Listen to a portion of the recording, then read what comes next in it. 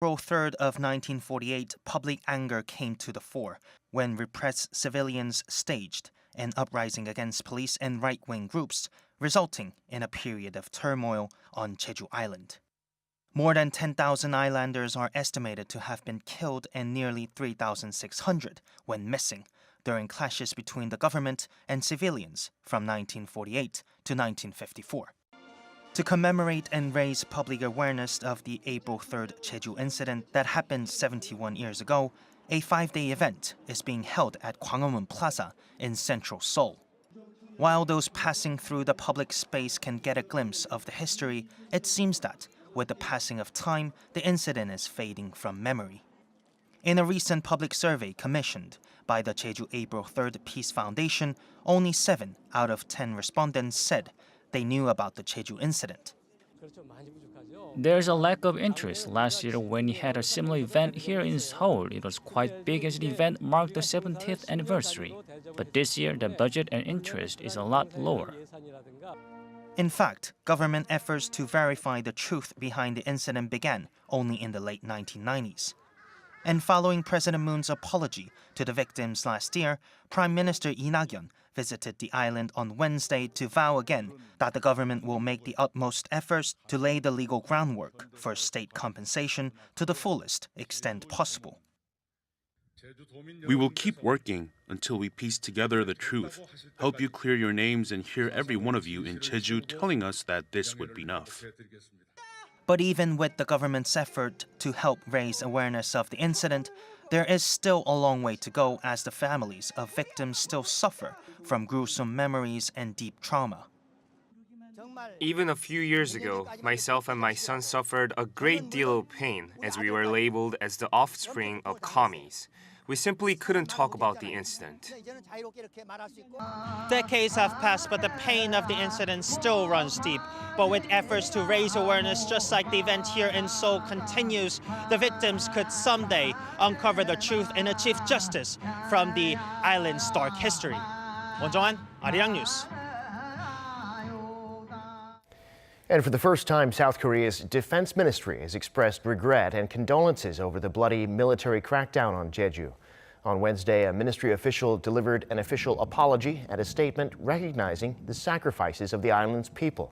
He said the ministry agrees with the special legislative act that officially recognizes that civilians were killed in civil disturbances and armed conflicts with the military that began in the 1940s.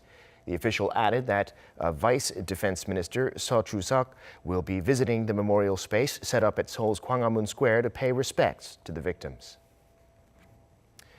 South Korean voters are heading to the polls today to vote for 2 National Assembly seats. Now, as of 4 p.m. Korea time, voter turnout stood at 40.2%. Today's by-elections are going to give political parties a read on public sentiment ahead of next year's general elections. Kim Min-ji reports. The make-or-break day is here. Voters in the districts of Changwon, Seongsan, and Dongyang-Gosang will be choosing a lawmaker to represent them. Polling stations in the 2 constituencies will be open between 6 a.m. and 8 p.m. on Wednesday. It's only 2 seats, but the by-elections will be a barometer of public sentiment in Gyeongsangnam-do Province, a traditional conservative stronghold. For Changwon, Seongsan, a recent opinion poll showed Yeo Young-guk, the single candidate representing both the Minor Justice Party and the ruling Democratic Party, in first place, followed by Kang Ki-yoon, the main opposition Liberty Korea Party contender, in a 6-way race. Although the district is in the conservative province, liberals have held a relatively firm grasp. It used to be represented by Roh Hae-chan, a lawmaker with the Progressive Justice Party who committed suicide last year. As for Dongyang-Gosang, it's mainly a battle between Liberty Korea Party contender Chung Jum-sik and Democratic Party candidate Yang Mun-seok, as contender number 3 trails far behind. The Conservatives have long maintained a strong grip here. As an extra seat for a party can make a difference, candidates and the respective parties have been doing all they can to win over voters, arguing they know regional affairs the best. But there have been some issues that could turn voters away. The Liberty Korea Party was mired in controversy for campaigning at a local football stadium. K-League laws prohibit election candidates and party officials from wearing clothing displaying their number and name within the stadium premises, and the violation meant penalties for the home team.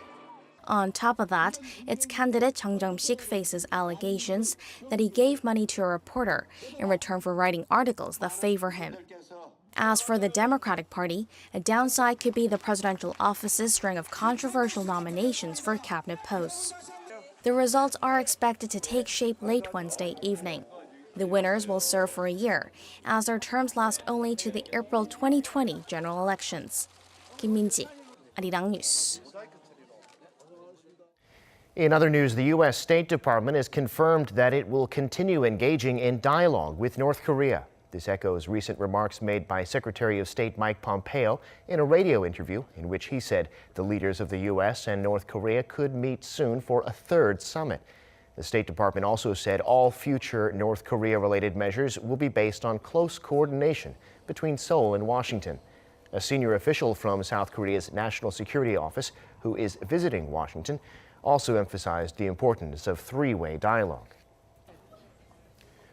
South Korea has been holding 3 foreign vessels for dodging UN sanctions on North Korea, and now, for the first time, it's been revealed that a South Korean vessel has been seized for allegedly doing the same thing. Our EG1 has more. A South Korean tanker suspected to have been involved in the illicit ship-to-ship transfer of oil to North Korea has been detained in the southern port city of Busan for months. This is the first time a South Korea flagship has been detained under such circumstances. According to a foreign ministry official, the vessel has been detained since October last year and is being investigated to identify whether it has violated UN sanctions.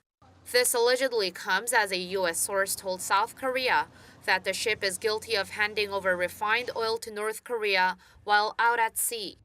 UNSC Resolution 2397 allows countries to seize and inspect vessels in their ports if there is reasonable grounds to believe that the vessel was involved in activities with the North. If found guilty, there is a possibility that the vessel will be listed on the UNSC sanctions list. The ship also faces charges locally as it violates the Inter-Korean Exchange and Cooperation Act that requires all ships carrying cargo between the two Koreas to be approved by Seoul's unification minister. Seoul's Foreign Affairs Ministry says it's working with related ministries in handling the case and that it is in close contact with the U.S. and the UN Sanctions Committee regarding this case and the cases of 3 other ships the country has been holding for their alleged trade with the North. Hong Kong-registered oil tanker Lighthouse Winmore and Panama-flagged tanker Cody were seized in late 2017 for transferring petroleum products to North Korean vessels, and the Togo-flagged vessel Talent Ace was seized in 2018 for carrying North Korean coal. This comes after ship-to-ship transfers of goods in and out of North Korea have reportedly been increasing over recent years. 이지원, Arirang News. Firefighters have managed to contain a forest fire in the southern port city of Busan after 18 hours on the scene. According to the Busan authorities, the fire that broke out Tuesday has destroyed around 20 hectares of mountain land near Haeundae Beach, which is equivalent to the size of about 28 football fields. Hundreds of people have been evacuated, but thankfully no casualties have been reported. The exact cause of the fire has not yet been identified, but police say they'll soon conduct an inspection with other relevant authorities.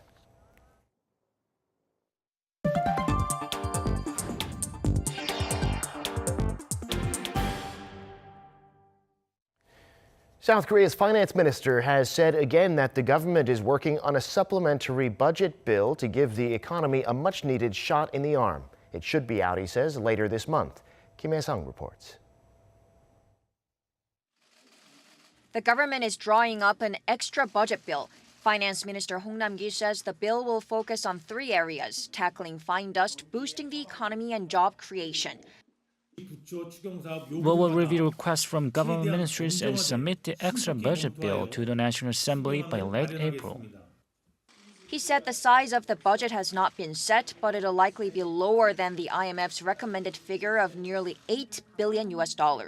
That's 0.5% of South Korea's nominal GDP, which the IMF said would be needed to reach the Korean government's growth target of between 2.6 to 2.7% for 2019. Hong emphasized that boosting the economy is critical amid slowing global growth that's dragging down the country's exports. At the meeting, he added the government will change the review process for a preliminary feasibility study of government infrastructure projects such as road construction. Changes include slashing the time frame of the review process from an average of 19 months to 10 months, lowering economic feasibility, and increasing balanced development as evaluation variables for non-capital regions to help enhance balanced regional development. Since 1999, infrastructure projects requiring a budget of more than $44 million with over $26 million coming from state coffers have to undergo preliminary feasibility studies to ensure they avoid wasting taxpayers' money. 김혜성, Arirang News. President Moon Jae-in held a working lunch today with some veterans of the business world to get their advice on handling the current economic difficulties. He was joined by former Bank of Korea governors, senior business secretaries to former Korean presidents, as well as academics. President Moon is likely to have asked for their thoughts on his policies, such as focusing on innovation, as well as encouraging growth that's fair and led by rising incomes. Previously, the president has met with the heads of big conglomerates, small businesses, and venture firms. He's also traveled all around the country on trips aimed at reviving local economies. Now it's time for a look at the market action so far this week. And on this Wednesday, we're joined by Dr. Hwang Se-eun, Research Fellow at the Korea Market Institute. Thanks for making time today, Dr. Hwang. Good afternoon. Markets in the U.S. and really around the world have been rising for a few days in a row now. Would you say investors are breathing a sigh of relief? The global stock markets are cautiously optimistic, hoping for the best but preparing for the worst. After a strong start to the week and a big rebound last quarter, investors appear less eager to keep driving global stock prices higher. Most U.S. equities finished off from the lows of the day on Tuesday as investors reassessed the strongest first quarter rally in almost a decade. The Dow was dragged down for the first time in 4 days. After being lower most of the session, the S&P 500 finished little changed. Technology shares pushed the Nasdaq higher. In Asia, Hong Kong, Japanese, and Korean shares outperformed, while Chinese equities seeing more modest gains. After a report that the U.S. and China have ironed out most of their differences in trade negotiations, investors are looking for more positive signs to sustain the rally. Right. Well, what happened today on Korea's main index, the Kospi? It looks like this positivity is carrying over here, too. That's right. The Korean equities traded higher as foreigners and domestic institutions expanded their stock purchases ahead of trade talks between the United States and China this week. Kospi rose 1.2% at close, and Kosdaq gained 1.32%. Foreigners and domestic institutions bought a net 273 billion won and 194 billion won respectively, offsetting 462 billion won worth of stock selling by individuals. Tech, auto, and steel stocks led gains, with market bellwether Samsung Electronics rising 1.86%, top car maker Hyundai Motor Company climbing 4.2%, and leading steel maker POSCO gaining 2.25%. Yeah, some strong gains there on the Kospi and the Kosdaq. Now, on Wednesday in Washington, the U.S. and China are going to be resuming their trade talks. In the meantime, the IMF and others have said this trade war is depressing the outlook on the world economy. What are the issues at stake here in these talks? And depending on what happens, how will the markets respond? Okay. The Christine Lagarde, IMF Managing Director, said global growth has lost momentum since the start of the year, leaving the world economy in a precarious position.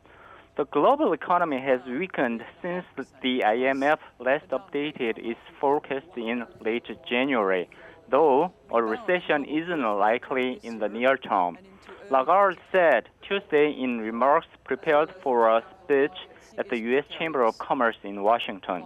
She also mentioned that while confidence has been boosted by the Federal Reserve's switch to a more patient stance and signs of a trade deal between the U.S. and China, investors remain concerned the global expansion may be running out of steam a decade after the financial crisis. The United States and China expect to make more headway in trade talks this week. White House economic advisor Larry Kudlow said on Tuesday a Chinese Vice Premier Liu He is due to resume talks with U.S. Trade Representative Robert Lighthizer and Treasury Secretary Steven Mnuchin on Wednesday. Yeah, so we should know more by the time the week is out, but for today, we'll have to leave it there. Dr. Huang, thanks for your insights, as always. Thank you. Now, also a huge downward revision from the World Trade Organization on global trade this year. The WTO has lowered its forecast for trade growth by almost a full percentage point. Our Ko Jun-hee tells us why. The outlook for the world economy remains bleak, as an intergovernmental trade organization is warning world trade will continue to face strong headwinds in 2019. The WTO announced Tuesday that world trade is expected to grow by 2.6% this year, which is sharply down from its earlier forecast of 3.7% made in September last year. The actual figure for 2018 was 3%, far lower than its outlook of 3.9%. As for why it changed its 2019 outlook, the WTO pointed to the ongoing trade spat between the world's two biggest economies. The fact that we don't have great news today should surprise no one who has been reading the papers over the last 12 months. Of course, there are other elements at play, but rising trade tensions are the major factor to the stories today. Over the last year, we have seen a range of new tariffs put in place, affecting widely traded goods. Other reasons include slower economic growth in North America, Europe, and Asia. The WTO also says the effect of the Trump administration expansionary fiscal policy is diminishing. Another reason is China changing its focus to services and consumption from manufacturing and investment. A chief economist at the WTO added that the situation might get worse if the U.S. decides to impose tariffs on imported cars, which could be up to 25%. Then how will this change affect South Korea? An expert in the field says the downturn could harm the export-based economy. In Korea, the trade volume is around 70% of GDP. This figure is higher than other countries, so slower trade growth is negative for the nation's exports and economic growth. The expert added that local companies should focus on diversification of export products and destinations and build relationships with emerging markets abroad. Ko Jun-hee, Arirang News. And speaking of risks to trade, with only 10 days to go until the UK is supposed to leave the European Union, the British Parliament is still stuck on how to do it. Prime Minister Theresa May is trying to prevent a no-deal Brexit, but none of her proposals have so far made it through. Now she wants to meet with the opposition leader. Hong Yu reports. After British MPs failed to find a way out of the Brexit crisis, British Prime Minister Theresa May said on Tuesday that she will ask the EU for an extension to the Brexit deadline to, like she said, break the logjam. May also offered to meet opposition Labour Party leader Jeremy Corbyn to try and agree on a plan on Britain's future relationship with the EU. But she also made it clear that she will stick with the withdrawal agreement, which was voted down last week. The ideal outcome of this process would be to agree an approach on a future relationship that delivers on the result of the referendum, that both the Leader of the Opposition and I could put to the House for approval, and which I could then take to next week's European Council. Responding to her offer, Corbyn said he was very happy to meet with May and he recognizes his responsibility to meet with her. It's likely Corbyn will demand the three motions the Labour Party strongly supported for the second round of indicative votes, a customs union, Common Market 2.0, and a second referendum, be incorporated into a possible deal. But this move to bring Corbyn into the Brexit talks has angered some Brexit hardliners in May's Conservative Party. MP Jacob Rees-Mogg said he thought getting the support of a no-Marxist is not likely to instill confidence in the Conservative Party. The timing of the May-Corbyn meeting has yet to be decided, but if they cannot come up with a deal, Britain could crash out of the EU on April 12th. 홍유, Arirang News. The U.S. International Trade Commission has finalized its anti-dumping and countervailing duties on certain steel pipes, which will affect South Korea and 3 other countries. The product in question is large-diameter welded pipe from Korea, Greece, Canada, and Turkey. The Commission says U.S. producers were being harmed by those imports.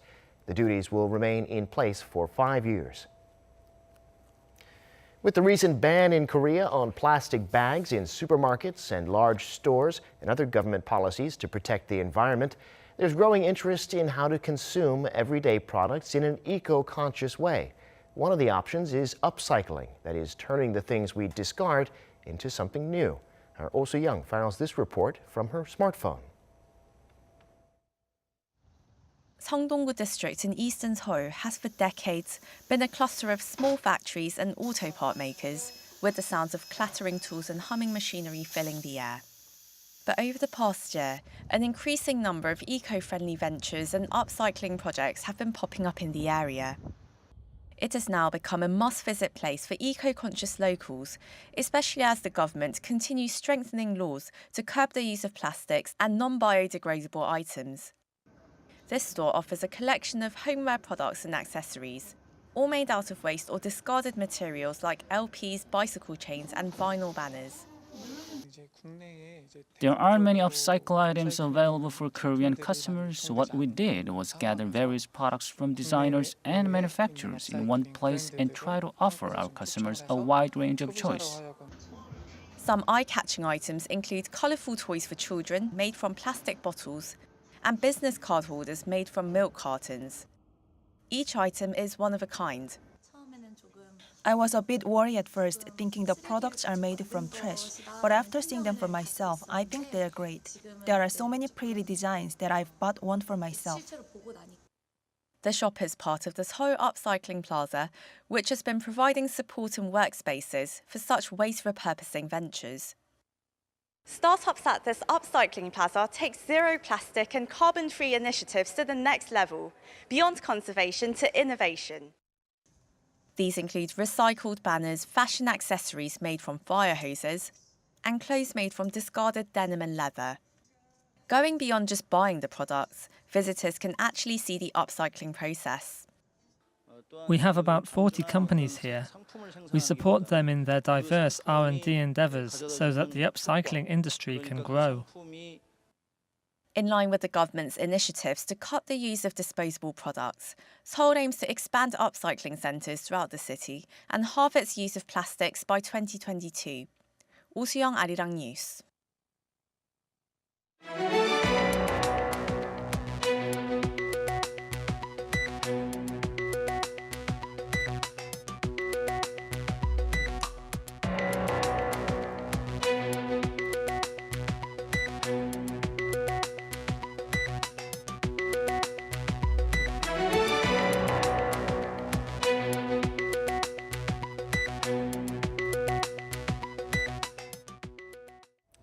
And that brings us to the end of this afternoon newscast. Thanks for being with us. More live news coming your way at 7 p.m. Korea time. Bye for now.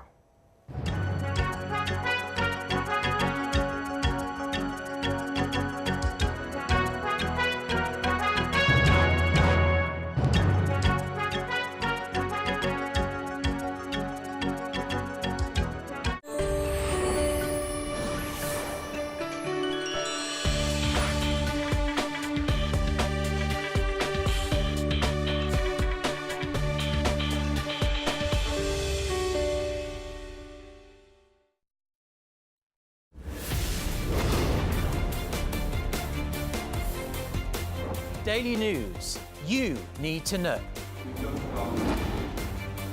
Breathing life into stories. The program will be difficult to find. Arirang News. Arirang News leading the charge. Ground states have been the day and night terrorists are Brexit. Leading global news, gaining spotlight of the world.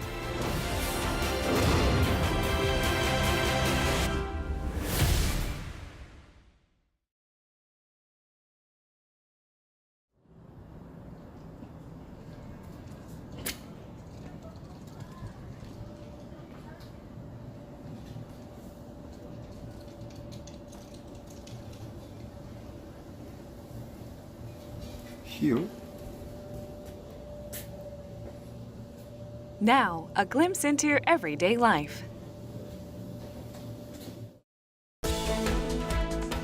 Polls open for the first time since the 2014 coup in Thailand. Some analysts believe that voters chose stability over change.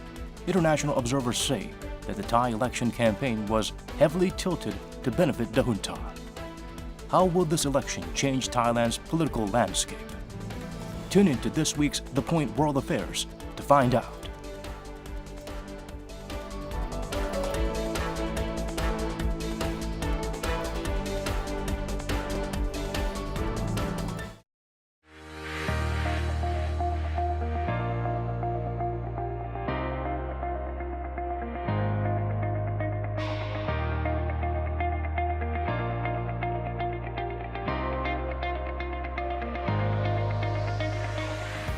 Connecting with people, be it on the stage or be it at the school.